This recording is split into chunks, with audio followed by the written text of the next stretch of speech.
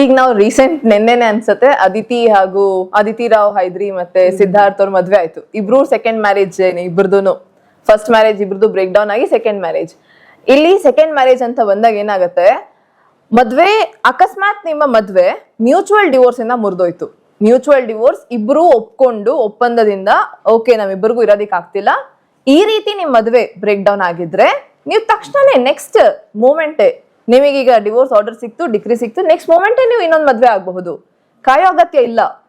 But ಅಕಸ್ಮಾತ್ ನಿಮ್ ಮದ್ವೆ ಒಂದ್ ಕಡೆಯಿಂದ ಆಗಿದೆ, ಕಂಟೆಸ್ಟೆಡ್ ಆಗಿದೆ, ಸೊ ನಿಮಗೆ ನಿಮ್ಮ ಇಚ್ಛೆ ವಿರುದ್ಧ ಬಂದಿದೆ ಜಡ್ಜ್ಮೆಂಟ್, ಸೊ ನಿಮ್ ಹತ್ರ ಅಪೀಲ್ ಪೀರಿಯಡ್ ಅಂತ 3 ತಿಂಗಳು ಟೈಮ್ ಇರುತ್ತೆ. ಆ 3 ತಿಂಗಳು ನೀವು ಬೇರೊಂದು ಮದ್ವೆ ಆಗೋದಿಕ್ ಚಾನ್ಸೇ ಇಲ್ಲ. 3 ತಿಂಗಳು ನೀವು ಕಾಯ್ಲೇಬೇಕು. ಆ 3 ತಿಂಗಳಲ್ಲಿ ಯಾವುದೇ ಪಾರ್ಟಿ ಬೇಕಿದ್ರು ಅಪೀಲ್ಗೆ ಹೋಗಬಹುದು. ದಟ್ ನಾನು ನನ್ನ ಹಸ್ಬೆಂಡ್ ಜೊತೆನೆ ಇರ್ಬೇಕು, ಅಥವಾ ನನಗೆ ಈ ತರ ಪರಿಹಾರ ಏನ್ ಕೊಟ್ಟಿದ್ದಾರೆ ಇದು ನನಗೆ ಇಷ್ಟ ಇಲ್ಲ, ಇದು ಹೇಗಾಗತ್ತೆ, ನನ್ನ ಮಗುನೂ ಇದೆ, anything can be the ground. ಹೀಗೆಲ್ಲ ಇದ್ದಾಗ ನಾವು ಆ 3 ಮಂತ್ಸ್ ಏನ್ ಟೈಮ್ ಡ್ಯೂರೇಷನ್ ಇದೆ ಇದನ್ನ ಅಬ್ಸರ್ವ್ ಮಾಡ್ಲೇಬೇಕಾಗತ್ತೆ. ನಿಮ್ಗೆ ಡಿಗ್ರಿ ಬಂದಿದ್ದ 3 ತಿಂಗಳು ಕಾದು ನಂತರ ನೀವು ಮದ್ವೆ ಆಗಬಹುದು. ಯಾಕಂದ್ರೆ ಅಪೀಲ್ ಪೀರಿಯಡ್ ಮುಗೀತು, ಯಾರು ಆಕ್ಷನ್ ತಗೊಳ್ಳಿಲ್ಲ, ಹಾಗಾಗಿ ನೀವು ಫರ್ದರ್ ಮೂವ್ ಆನ್ ಆಗ್ತಿದ್ದೀರಿ. ಇದು ಯಾವಾಗ ಕಂಟೆಸ್ಟೆಡ್ ಡಿವೋರ್ಸ್ ಆಗಿದ್ದಾಗ. ಕಂಟೆಸ್ಟೆಡ್ ಡಿವೋರ್ಸ್ ಅಲ್ಲ, ಮ್ಯೂಚುವಲ್ ಡಿವೋರ್ಸ್. ಹೆಚ್ಚಿಗೆ ಮ್ಯೂಚುವಲ್ ಡಿವೋರ್ಸ್ ಹೋಗ್ತಾರೆ, ಏನಕ್ಕಂದ್ರೆ ಮೇಂಟೆನೆನ್ಸ್ ಕೊಡುವಂತ ಇದಿರೋದಿಲ್ಲ, ಅಥವಾ ಒಂದು ಅಂಡರ್ಸ್ಟ್ಯಾಂಡಿಂಗ್ ಬಂದಿರ್ತಾರಲ್ಲ, ಓಕೆ ನಾನು ನಿಂಗೆ ಇಷ್ಟು ಕೊಟ್ಬಿಡ್ತಿದ್ದೀನಿ, ನೀನ್ ಮದ್ವೆ ಖರ್ಚು ಏನ್ ಮಾಡಿದೆ ಅದ್ ನೀನ್ ತಗೊಂಡ್ ಹೋಗು, ನಾನು ಕೊಟ್ಬಿಡ್ತೀನಿ, ಈ ತರ ಅಂಡರ್ಸ್ಟ್ಯಾಂಡಿಂಗ್ ಅಲ್ಲಿ ಡಿವೋರ್ಸ್ ತಗೊಂಡಾಗ ಏನಾಗತ್ತೆ, ಆಗ ನೀವು ಇಮ್ಮಿಡಿಯೇಟ್ ನೆಕ್ಸ್ಟ್ ಮೂಮೆಂಟ್ ಇನ್ನೊಂದು ಮದ್ವೆ ಮಾಡ್ಕೊಂಡು ಹೋಗಬಹುದು. ಅಲ್ಲಿ ಕಾಯೋ ಅಂತ ಅಗತ್ಯ ಇರೋದಿಲ್ಲ. ಸೊ ಇದು ಜನರಲ್ ಏನೇ. ಸೊ ಯಾರೆಲ್ಲ ಮದ್ವೆ ಡಿವೋರ್ಸ್ ಆಗಿದೆ ಅಂದ ತಕ್ಷಣ ನೆಕ್ಸ್ಟ್ ಮದ್ವೆ ಮಾಡ್ಕೋಬೇಕು ಅಂತಿದ್ರಿ, ಅದು ಮ್ಯೂಚುವಲ್ ಡಿವೋರ್ಸ್ ಕಂಡೀಷನ್ ಅಲ್ಲಿ ಮಾತ್ರ ಇದು ಸಾಧ್ಯ ಆಗತ್ತೆ.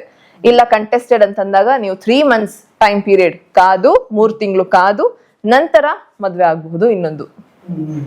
ಅಂಡ್ ಹಿಂದೂ ಲಾ ಅಲ್ಲಿ ನಾವು ಒಂದು ಮದ್ವೆಗೆ ಮಾತ್ರ ಮೊನೋಗೆಮಿ ಫಾಲೋ ಮಾಡೋದು, ಬೈಗೆಮಿ ಇಲ್ಲ. ಅಂದ್ರೆ ಇಬ್ರು ಹಸ್ಬೆಂಡ್ ಇಬ್ರು ಹೆಂಡತಿರು ಇಟ್ಕೊಳ್ಳೋದಿಕ್ ಆಗೋದಿಲ್ಲ, ಒಬ್ರು ಮಾತ್ರನೇ ನಮಗೆ ಲೀಗಲ್ ಆಗ್ತಾರೆ. ಮೊದ್ಲು ಮದ್ವೆ ಆದಂತ ಒಬ್ರು ಮಾತ್ರ ಲೀಗಲ್. ಮೊದ್ಲು ಅಂತಂದ್ರೆ ಸಾಮಾಜಿಕವಾಗಿ ಎಲ್ಲರ ಮುಂದೆ ಫಸ್ಟ್ ಮದ್ವೆ.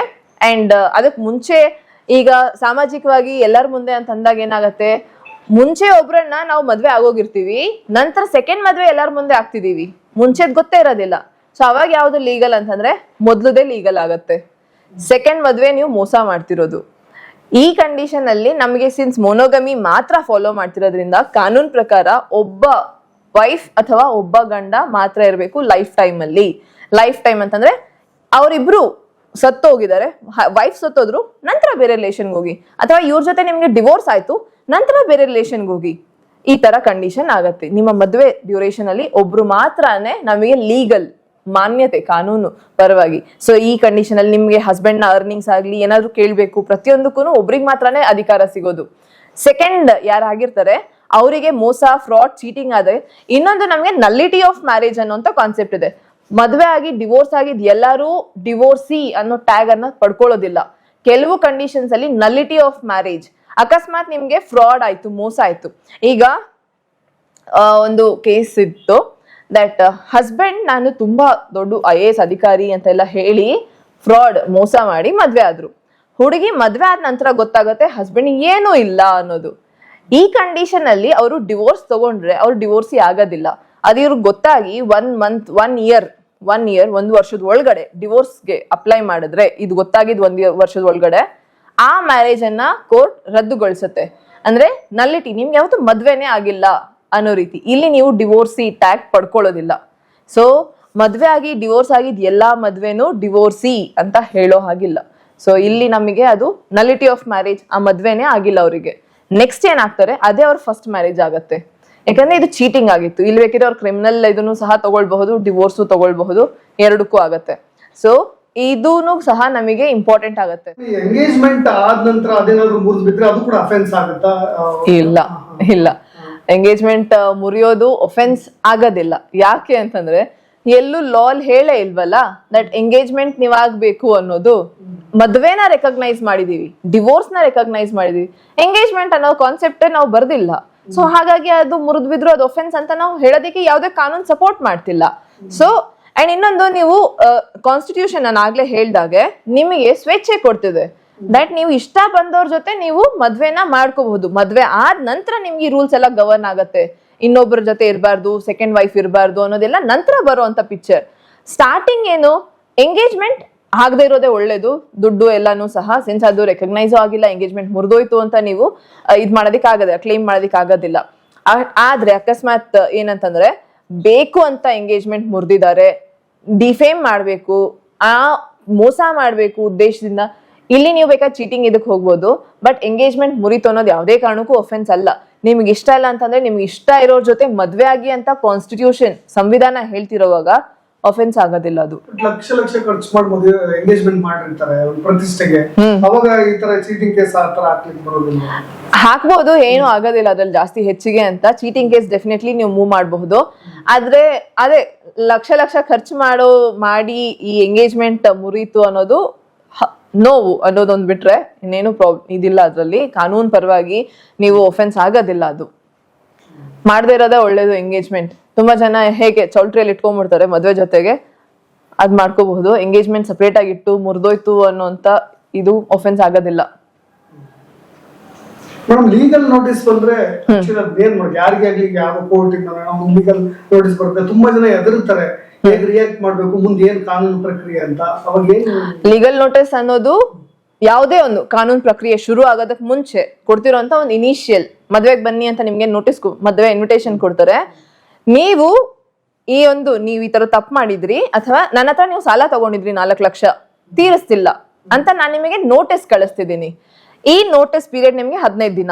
ಇಷ್ಟರಲ್ಲಿ ನೀವು ತೀರ್ಸಿದ್ರಾ ಸರಿ, ಇಲ್ಲ ಅಂತಂದ್ರೆ ನಾನು ಕೋರ್ಟ್ಗೆ ಹೋಗ್ತೀನಿ, ನಿಮ್ ಅಗೇನ್ಸ್ಟ್ ಕೇಸ್ ಹಾಕ್ತೀನಿ ಅಂತ ನಿಮಗೆ ಇಂಟಿಮೇಟ್ ಮಾಡ್ತಿರೋದು legal notice. Sir, legal notice ಬರೋದು ತುಂಬಾ ಒಳ್ಳೆ ವಿಷಯ. ಲೀಗಲ್ ನೋಟಿಸ್ ಇಂದಾನೆ ಅರ್ಧ ಕೇಸ್ ಸಾಲ್ವ್ ಆಗತ್ತೆ. ಲೀಗಲ್ ನೋಟಿಸ್ ಬಂದಾಗ ಹೆದರೋ ಅವಶ್ಯಕತೆ ಇಲ್ಲ.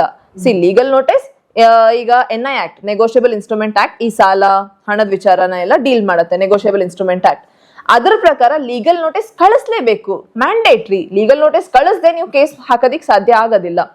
ಅಂಡ್ ಆ ಲೀಗಲ್ ನೋಟಿಸ್ ಕಳಿಸಿ ಇನ್ನೊಂದು ಪಾರ್ಟಿ ನಿಮಗೆ ಏನು ರೆಸ್ಪಾಂಡ್ ಮಾಡ್ಲಿಲ್ಲ, ಮೋಸ್ಟ್ ಆಫ್ ದ ಕೇಸ್ ಇಲ್ಲೇ ಸಾಲ್ವ್ ಆಗುತ್ತೆ. ಲೀಗಲ್ ನೋಟಿಸ್ ಒಬ್ರಿಗೆ ಕಳ್ಸಿದ ತಕ್ಷಣ ಅದೇ ಭಯ ಪಟ್ಕೊಳ್ತಾರೆ ಜನ, ದುಡ್ಡು ಎತ್ಕೊಂಡೋಗಿ ಕೊಟ್ಬಿಡ್ತಾರೆ.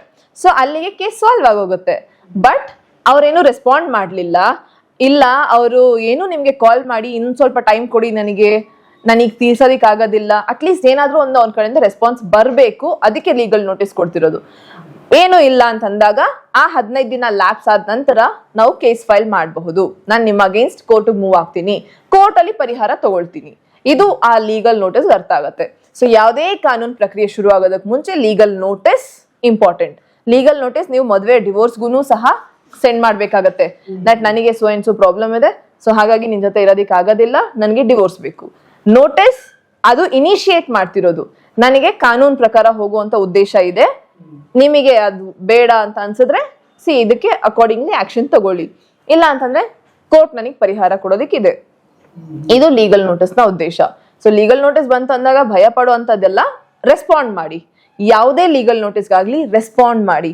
ಇನ್ನೊಂದು, ಬ್ಯಾಂಕ್ ಲೋನ್ ತಗೊಂಡಿರ್ತಾರೆ. ಬ್ಯಾಂಕ್ ಲೋನ್ ತಗೊಂಡಾಗ ಏನಾಗತ್ತೆ, ಇಲ್ಲಿ ಅಗೇನ್ ಲೀಗಲ್ ನೋಟಿಸ್ ಇಂಪಾರ್ಟೆಂಟ್. ಹೇಗೆ ಯೂಸ್ ಮಾಡ್ಕೋಬೇಕು ಅನ್ನೋದು ಜನರು ತಿಳ್ಕೊಳ್ಳೋದಿಲ್ಲ. ಹೆಚ್ಚಿಗೆ ಈಗ ಆಪ್ಸ್ ಎಲ್ಲ ಬಂದ್ಬಿಟ್ಟಿದಾವೆ, ಎಲ್ಲಾ ಆಪ್ ಅಲ್ಲೂ ನಿಮ್ಗೆ ಲೋನ್ ಕೊಡ್ತಾರೆ, ತಗೊಳ್ಳಿ, ಬ್ಯಾಂಕ್ ಇಂದ ಲೋನ್ ಕೊಡ್ತಾರೆ, ತಗೊಳ್ಳಿ. ತಗೊಂಡ್ಮೇಲೆ ನೀವು ಕಟ್ಟೋದಿಕ್ ಆಗ್ತಿಲ್ಲ, ಯಾವುದೇ ಒಂದು ತಿಂಗಳು ಮಿಸ್ ಮಾಡಿದ್ರಿ.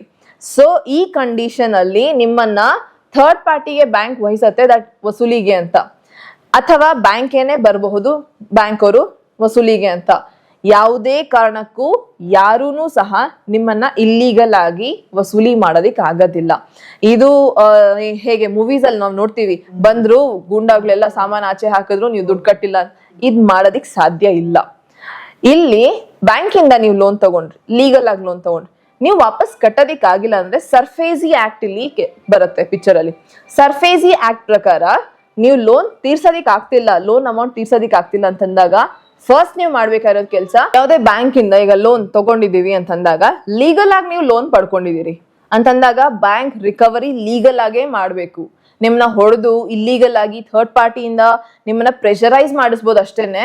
ಅದು ಬಿಟ್ರೆ ನಿಮ್ಮನ್ನ ಟಚ್ ಮಾಡೋದಾಗ್ಲಿ, ನಿಮ್ಮ ಮಾನ ನಷ್ಟ ಮಾಡೋದು, ನಿಮ್ಮ ಮನೆ ಹತ್ರ ಬಂದು ದೌರ್ಜನ್ಯ ಮಾಡೋದು ಏನೂ ಮಾಡೋದಿಕ್ ಆಗೋದಿಲ್ಲ. ಇಲ್ಲೇನಾಗತ್ತೆ, ಜನರು ಸಹ ಒಂದು ಇದು ಅರ್ಥ ಮಾಡ್ಕೋಬೇಕು, ಈ ತರ ನಿಮ್ ಜೊತೆ ಆಗಿದೆ ಅಂತಂದಾಗ ಫಸ್ಟ್ ನೀವೇ ಕಟ್ಟೋದಿಕ್ ಆಗ್ತಿಲ್ಲ, ನೀವೇನ್ ಮಾಡಬಹುದು, ಸರ್ಫೇಸಿ ಆಕ್ಟ್ ಅಲ್ಲಿ ನೋಟಿಸ್ಗೆ ಅಂತ ಟೈಮ್ ಇರತ್ತೆ. So notice 60 days notice time period ಸಿಗುತ್ತೆ. ಆ 60 days ಅಲ್ಲಿ ಎಕ್ಸ್ಪ್ಲನೇಷನ್ ಮೂವ್ ಆಗಬಹುದು. ಸೊ ಬ್ಯಾಂಕ್ ನಿಮಗೆ ನೋಟಿಸ್ ಬರೋದು 60 days ಟೈಮ್ ಪೀರಿಯಡ್, ಅಥವಾ ನೀವೇ ಬ್ಯಾಂಕ್ ಮೂವ್ ಆದ್ರೆ 60 days ಟೈಮ್ ಪೀರಿಯಡ್ ಸಿಗುತ್ತೆ. ನಿಮ್ಗೊಂದು ಎಕ್ಸ್ಟೆಂಡೆಡ್ ಪೀರಿಯಡ್ ಸಿಗುತ್ತೆ. ಈ ಡ್ಯೂರೇಷನ್ ಅಲ್ಲಿ ನೀವು ದುಡ್ಡನ್ನ ಹೊಂದಿಸ್ಕೋಬಹುದು. ಇಲ್ಲ ಕೋರ್ಟ್ ಇಂದ ನಿಮ್ಗೆ ಸಿಕ್ಕಿರುವಂತ ಒಂದು ಎಕ್ಸ್ಟ್ರಾ ಬಫರ್ ಟೈಮ್ ಅಂತಾನು ತಗೊಳ್ಬಹುದು. ಈ ತರ ನೀವು ಎಕ್ಸ್ಟ್ರಾ ಟೈಮ್ ಸೀಕ್ ಮಾಡ್ಕೊಂಡು ದುಡ್ಡು ಬಗ್ಗೆ ಯೋಚನೆ ಮಾಡ್ಬೋದು. ಇಲ್ಲ ಅಂದ್ರೆ ನಿಮ್ಗೆ ಈ ತರ ಥರ್ಡ್ ಪಾರ್ಟಿ ಕಡೆಯಿಂದ ಏನಾದ್ರು ಪ್ರೆಷರ್ ಕ್ರಿಯೇಟ್ ಆಗ್ತಿದೆ ಅಂತಂದಾಗ ಕ್ರಿಮಿನಲ್ ಇದ್ರಲ್ಲೂ ಸಹ ಮೂವ್ ಆಗಬಹುದು ನಾವು. ಸೊ ಸರ್ಫೇಸಿ ಆಕ್ಟ್ ಅನ್ನೋದು ಅಗೇನ್ ಬ್ಯಾಂಕ್ ಲೋನ್ಸ್ಗಾಗ್ಲಿ ಪ್ರತಿಯೊಂದು ರಿಕವರಿ, ಡೆಟ್ ರಿಕವರಿ ಟ್ರಿಬ್ಯುನಲ್ ಅಲ್ಲಿ ಈ ಎಲ್ಲ ಕೇಸಸ್ ನಡೆಯುತ್ತೆ. ಸೊ ಇಲ್ಲಿ ಫಸ್ಟ್ ನಾವು ತುಂಬಾ ಬ್ಯಾಂಕ್ಸ್ ಇದು ಏನು ದುಡ್ಡು ರಿಕವರಿ ಬಗ್ಗೆನೇ ಇರುತ್ತೆ. ಮನಿ ರಿಕವರಿ ಅಂತಂದಾಗ ಡೈರೆಕ್ಟ್ ಆಗಿ ನೀವು ಏನು ಸೂಟ್ ಫೈಲ್ ಮಾಡಿ ಟೈಮ್ ಪೀರಿಯಡ್ ಅನ್ನ ತಗೊಂಡು ನಂತರ ಮೂವ್ ಮಾಡೋದು ಒಳ್ಳೇದಾಗತ್ತೆ, instead of bank pressurise finance ಆಗತ್ತೆ. ಎಸ್.